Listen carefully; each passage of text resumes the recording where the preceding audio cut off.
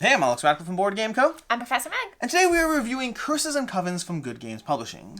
Curses and Covens is a 4 to 6 player, kind of hidden role, but really more hidden information game. It takes around 20 minutes a session, but the general idea is you're going to have a witch hunter and townsfolk. 4 to 6 player, it's going to be one versus many. The witch hunter is known at the table, everyone knows who they are, and they're trying to effectively figure out where the witches are in the game. Meanwhile, the towns players of the game, which are all the other players, are trying to hide those witches from the witch hunter through the use of the cards in the game. You can have a hand of cards, and do you want to walk through people how to play the game? Absolutely, and I'm just going to say this first before I walk through the game. The art in this is absolutely beautiful. As soon as I flip these cards over, you're going to be stunned. So I'm just going to say that now because then we can ignore it until we get to the end of this and not ooh and ah at every card. But so in the game, it's going to be the witch hunter versus the players, and you are trying to collect different sets of witches. So there are 3 different symbols in the game that witches are. There's the leaves, the hearts, and the ice. I'm not sure exactly technically what they're called, but it's these 3 different symbols, and the townsfolk will win if any one player during the reveal phase has a set of 3 in their hand, but the witch hunter will win if they ever catch 5 witches. So they're trying to snatch these different witches out of players' hands, and if they're able to do so, if they have 5, they would win the game. So while you're playing, players are going to start off with 2 cards in their hand. So I'm just going to unveil some cards here. There we go. We have a beautiful witch in her. Is that a cat, Alex? I believe so. A cat? This is the Wild Witch, so she has one of every symbol. And so players are going to start off with 2 cards in their hand.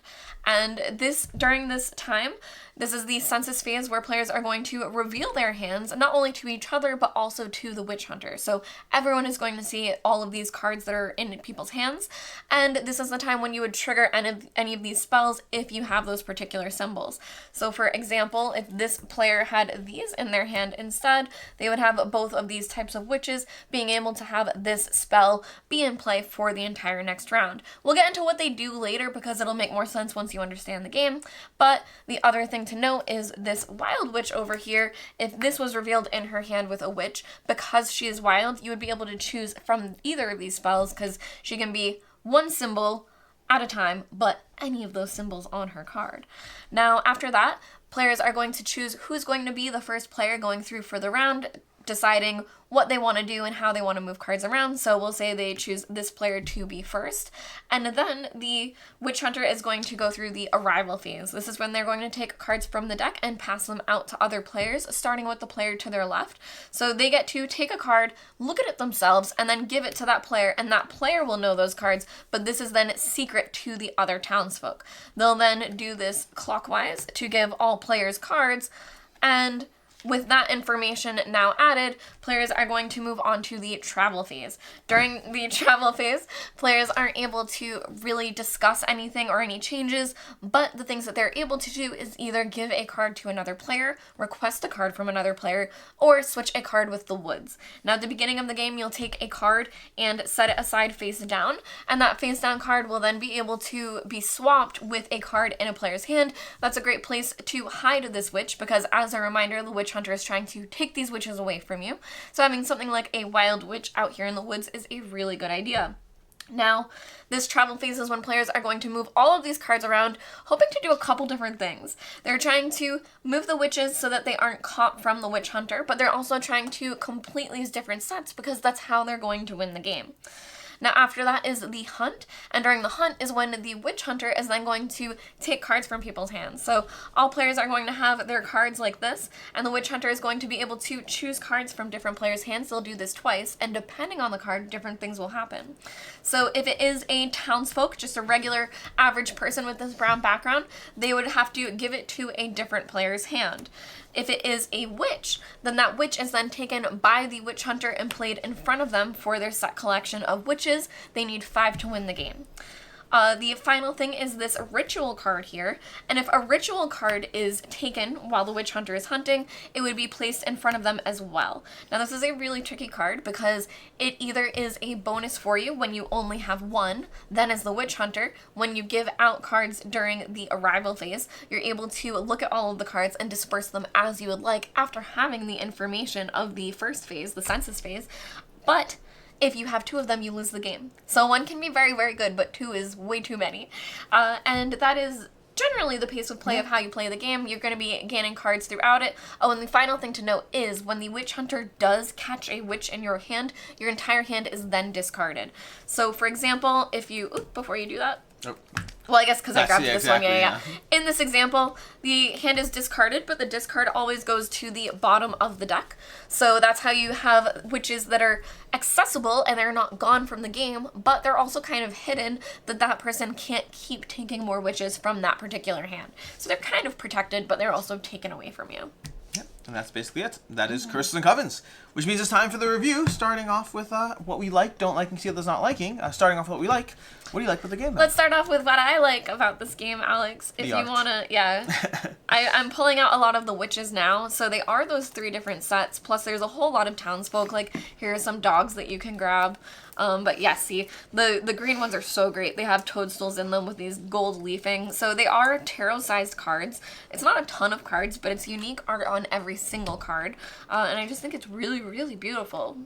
Yeah. Very well done. The art's beautiful. It's got the nice little gold leaf on it as well. It makes it nice to shine and reflect. So production in general is great. The gameplay itself is quick, easy, and accessible to dive into, and has a degree of like that one versus many obfuscation of information. You are constantly passing cards. You're playing a little game of wine in front of me, if you're familiar with The Princess Bride, of like, ooh, what do I have? What do I not have? How do I want to play this over here? You know you passed me 2 witches, so do I now have 2 witches, or did I hand them off to Meg? Or maybe Rachel over there got those other 2 cards, and we're trying to figure out where to hide information, because the Witch Hunter always knows what's in play.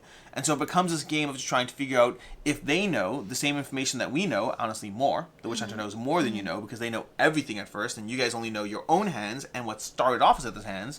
Then how can the Witch Hunter take advantage of that knowledge versus you're taking advantage of how you're going to try to play based on what you have. So there's a little mind game that the best part of it is when the Witch Hunter knows stuff that the other players don't know, and so they can predict how they think that they would react based on what they don't know, but then how it's going to end up playing for or against them, because again, if I know Meg knows one thing and Rachel knows something else, Meg has a witch and Rachel is trying to get the witches, but then I handed Rachel an extra witch, so there's a little game of trying to think through, I know how they're going to act individually, but they're going to mess each other up because they don't have that information. So if that sounds like a whole kerfuffle of information, that's what the game is. It's a kerfuffle of information gathering and swapping, while the townspeople take advantage of the sheer numbers, and the Witch Hunter takes advantage of that little bit of extra knowledge.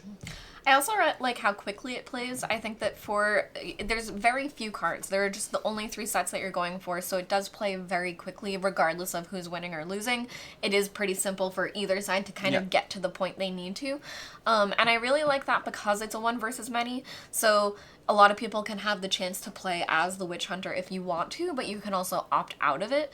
I think that balances really, really well. Yeah, I agree. Ultimately, it is a very light game. It does have a lot of fun little moments of, you just grabbed it scarred my whole hand, or alternatively, look, we managed to go ahead and get those witches. Plays quickly, has fun little moments, and just has a lot of information obfuscation. As far as what you don't like in the game? For me, I think I really enjoyed playing it, but it is very chaotic. There is some deduction that you can have in there, but I think that I'm not sure. I'm still not sure how I exactly feel about this one, but for me, I think there is a chaos element of almost like gambling, where you're trying to guess what those things are. It's almost, I don't want to say it's similar, but it's almost something like bag building, where you kind of know where the different pools are and you're trying to pull from what you think is going to be best. And I think for me, I always prefer pure strategy. And where there is strategy in this, you're still working with duds that are there to kind of stop you. I feel similarly. The way I'd phrase it is, in this game, as much as there are moments of fun, and there are moments of fun, a lot of the game can come down to the Witch Hunter could have no idea what's going on and guess randomly and happen to guess witches and just get lucky. You could have no clue everything is and be like, whatever, Rachel, just let me take one of your cards. Oh, look, it's a witch. Excellent. You'll have that happen in the game. And then just as equally, you'll have games where you've managed to perfectly deduce at all points what the people did and where the cards are, and then you'll just grab townsfolk from the hand. There's still a random, because even if I've been able to perfectly figure out that in this hand over here, you probably have this set over here, and then we have this card over here, this whatever, or whatever, let's say this is the hand right now, I could perfectly have figured out that this is the likely hand going on. Of course you threw the ritual to Rachel. Or you could even know it. Yeah, I could know for a fact that's what I don't know if you could have a no, but even because you have the information obfuscation. Well, there have been games where we've pulled all the cards toward one player, so yes, then you sure, kind of know. Sure, that can happen. But even if you, whether you know it perfectly or whether you've figured it out, you could understand that this is the hand Rachel has, and that doesn't matter. In some games, you'll pull this card, and boom, you manage to ruin their attempt to win. And in other games, you go ahead and pull this and a ritual, and now you're set up for the loss. And that fact, the fact that you can have the lack of knowledge and still get lucky, or the accurate knowledge and just get unlucky, that kind of takes away from the strategy element. It makes it into, this is chaos, and I kind of have a feeling of what's going on, and over enough games, someone who plays better will actually, over enough games, someone who's playing better will win more often. But in any individual game, it is chaos and drawing randomly and hoping for the best and seeing how it plays out or not. So yeah, that's similar to what I don't like. Yeah, the one other thing I felt was missing, that I don't know if it's just asking for too much in a light game, but when I figured out about, or when we found out about these spells, which one other thing that I didn't know is after they're used, they do flip to another side that has a different ability, so they flip, to the two different sides. But I kind of wish there was more tiles for the spells. Okay. I found myself wanting to swap them out for the second play and have different options for what the spells can do. And I guess with a lighter game, how many different spells can you really have? But I still feel like there was room for more, that I just wish there was that piece. Yeah. As far as final thoughts on this one, where are you? My final thoughts, I really wanted to love this one because it has a lot of things that I would enjoy, but I think that chaotic element left me feeling, because there are a few other games that we've played recently that are more trick-taking, which are a bit more strategic, and I found myself missing that for me right now, this is a 3.5, but I don't know if it will stay like that. Up or down? I think up. Interesting. Yeah. So for me, I'm coming in a little worse than that. I'm coming in at a 3 out of 5. I've had fun with this game. I've enjoyed this game. I think it's a game that if you want to play it, it's 20 minutes. I'll happily play it. It's quick. It's easy. The first time we played this, we played 3 games back to back because we were like, whatever, let's keep playing. Let's give different people turns as the Witch Hunter. Why not? But ultimately, at the end of the day, the actual gameplay at the end of it, to me, does feel that even while there's strategy, it can still feel random. The games I've won, I didn't necessarily feel I played better. I felt I got lucky. And the games I've lost, I didn't feel I played worse. I felt I got unlucky. And that means that the experience I had was enjoyable because it's quick, it's fun, it's almost has a partyish element to it, but the strategy element to me just doesn't pull me in enough. And so I've enjoyed it, but not necessarily a ton. It's a 3 out of 5 for me. And I would say the one thing that I haven't gotten to do, which is why I'm kind of a little iffy on it, is I do want to play it at 6 player. I think at 6 players, it will be a bit different, and that's as high as it goes, and I haven't gotten to try that yet, that I think I just want to see how that goes. It's coming at 4 to 6 for me. I don't know. I don't know if I feel it differently enough, but it could change things. Yeah. As far as other game recommendations, what do you have? Do you want to go first? Okay, I know I had them. I can. I had 2 prepped in case you chose one. Oh, I remembered. Go ahead. These ones kind of pair together, which I wonder if this might be what you say, but I don't think so. But I thought of The Resistance and Coup, where they're both those. I thought you were gonna go with Coup, and so I had a backup prepped. Coup and Resistance are both ones where you have more hidden roles, and it is a bit more deduction where you're trying to figure out why people are behaving certain ways, but it is a very similar element, and they both play very quickly as well. My choice was going to be Coup if you didn't pick it, but if not, my backup was Kelp, actually. If you haven't had a chance to play Kelp, it's a 2-player game. What I would say is the element that's very similar is there is a lot of knowledge of where things are, swapping things around, and then hoping that you can double bluff your opponent. So it does have that kind of element of, you knew what this was. I do find it's a lot more 50-50 guesses, and because of the 2-player nature of the game, it does even out a lot more, and so there's a lot more going on overall, but that element was definitely similar. So if you enjoyed that information obfuscation, Kelp definitely has that in a 2-player game. It's not out yet, you'll have to wait for that to show up, but I think it's actually releasing at Essen, so soon is when it's releasing. But anyways, until next time, I'm Alex Radcliffe from Board Game Co. I'm Professor Megan. This is the first player marker.